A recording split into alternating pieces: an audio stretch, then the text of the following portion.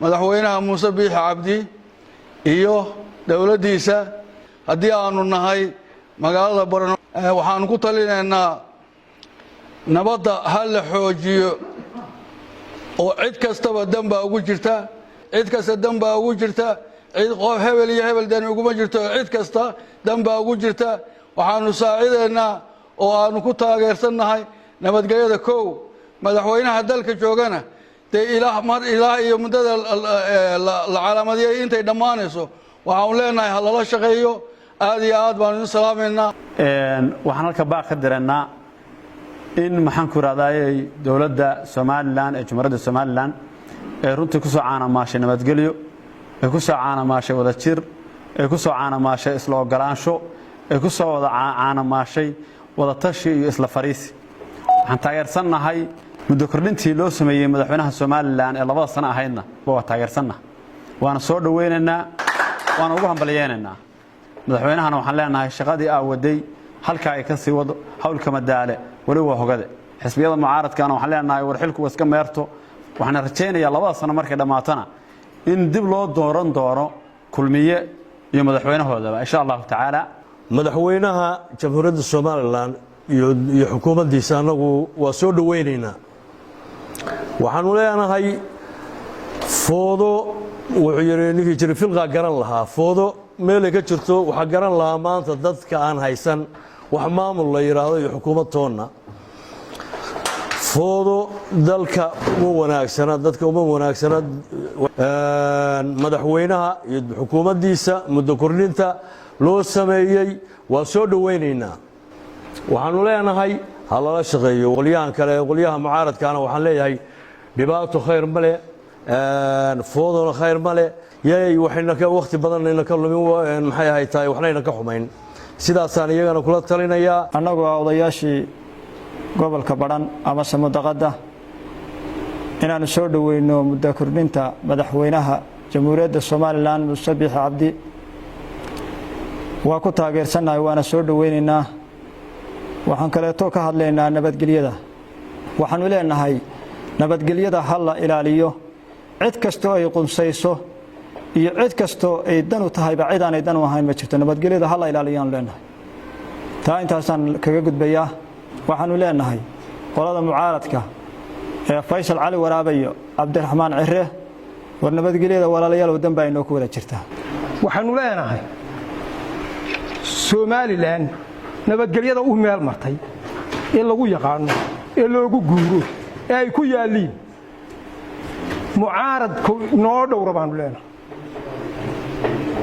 noo dhowr oo noo ilaaliya marka ugu horeeya halkan waxaanu hanbaliyo uga direynaa madaxweynaha Jamhuuriyadda Soomaaliland Mudane Muuse Biixi Cabdi taageersanahay taageerayna muddada dastuuriga ah oo 2 sano ah loo kordhiyay way u kordhiyeen golaha guurtida ahna dastuuri sharci ah taas oo ah mid cusub aan ahayn mid hore inoo soo martay taasna waxaan leenahay mudane madaxweyne dalka adiga ka ah ilaaliyaha dastuurka shuruucda amniga calanka waana kugu taageersanahay xisbiyada mucaaradka waxaan leenahay amniga iyo nabadgelyada dalka dhowra ilaaliya waxaan leenahay muddada la kordhiyay waa la qaadanay sida loo kordhiyay muddo ku asiiban weeye muddo wax lagu soo dooran karo weeye muddo waxa weeye doorasho lagu qaban karo runtii waxaan leenahay xasilooni baan haysanaa deganaanshaan haysanaa nabadgelyo aan haysanaa gobolada Soomaaliland oo dhan runtii waxaan leenahay aan isla qaadano oo mucaaradku ha u tureen shacabka iyo dadka maatada ah qolada mucaaradkaana waxaan u dirayaa mucaaradku galdaloolada ayuu tilmaamaa laakiin xabad ma qaato mucaarad shaqadiisu ma aha inuu xabad qaato waxaa fiican in cid walba shaqada ay leedahay fahamto oo ku kala dambayso Soomaaliland ilaa galbeed ilaa bari nabadgelyada dambaa way jirta waxaan leeyahay Soomaaliland nabadgelyadeeda hal la ilaaliyo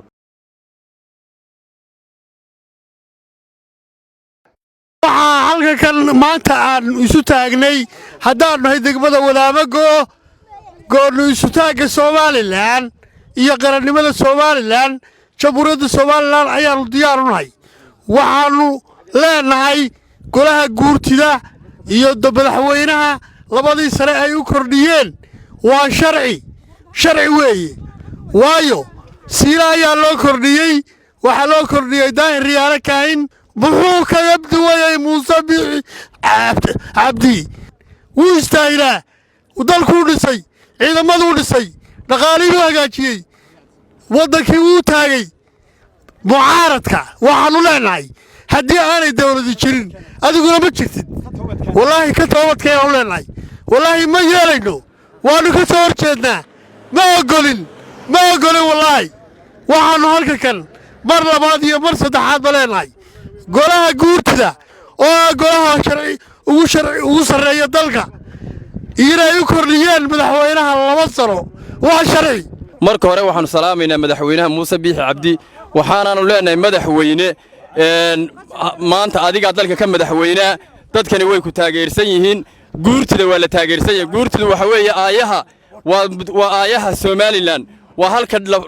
loo noqonayo maalin kasta baahi kasto ay timaado guurtida ayaa badbaadisay dalka marka waa goostambeedka magaranaysa Soomaaliland maantana way badbaadisay mucaaradkuna waxaan leeyahay dad kursi doonaysaan kursiga dagaal laguma helo waxa ku heshaan madaxweynaha iyo dalka ciidda dalka haysata waa la shuraakowdaan oo la hadashaan iyo nabadgeliyo qof nabadgeliye hela ayaa magaranaysa cod heli kara waanu raaxsanahay aan kaga iibiyada waan sanahay wada kulliday kurnisay guurtida Soomaaliland waan raaxsanahay waana iibsanahay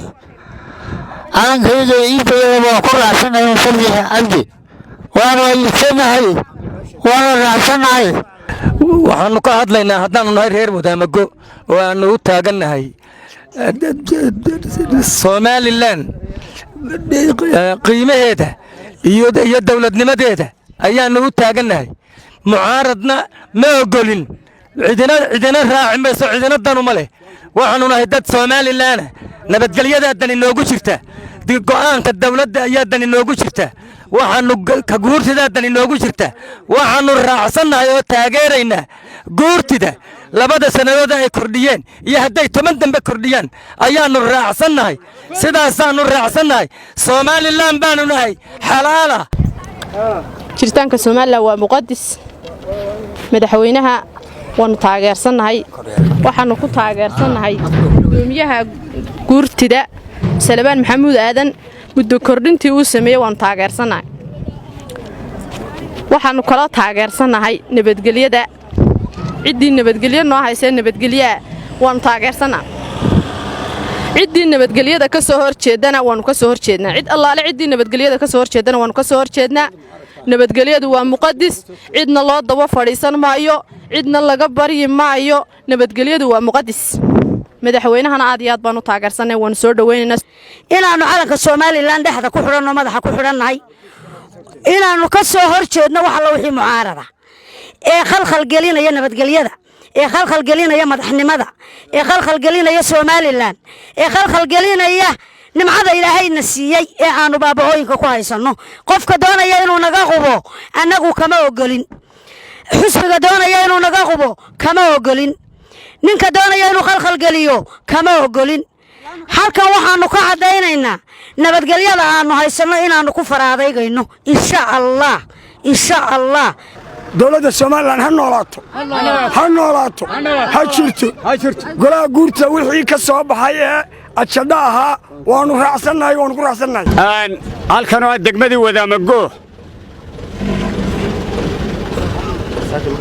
saaka waxaanu ku taageeraynaa oo la iskugu yimi oo haddaanu reer Wadaamago nahay aanu taageero iskugu taagnay xukuumadda Soomaaliland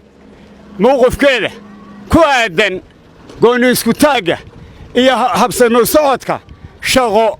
ee madaxweynaha jamhuuriyadda Soomaaliland Muuse Biixi Cabdi waanu taageersanahay haddaanu nahay degmada Wadaamago hal diidan ma lihin waxa weeye degmadu waa wada kulmiye weeye oo xisbiyada kale mucaaradka ayaanu go'aankoodii daldumiska ahaa ee ay yidhaahdeen haddaan nahay degmada wadaamago waanu ka soo horjeednaa